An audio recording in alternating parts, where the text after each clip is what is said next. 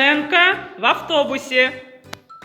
Шел автобус по дороге, по бульварному кольцу. В нем сидела и стояла очень много человек. Люди ходят и выходят, продвигаются вперед. Ивану Николаю ехать очень хорошо. Люди ходят и выходят, продвигаются вперед.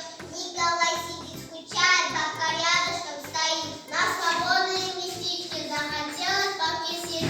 Оглянуться не успела, место занято другим. А Петрову Валентину ехать очень хорошо. Он сидит на лучшем месте, возвращается сказка. Люди ходят и выходят, продвигаются вперед. Валентин сидит, скучает, пока рядышком стоит. Этот случай просто ручку можно долго продолжать. Но давайте старших нужно уважать! Сценка. Соблюдаем правила дорожного движения.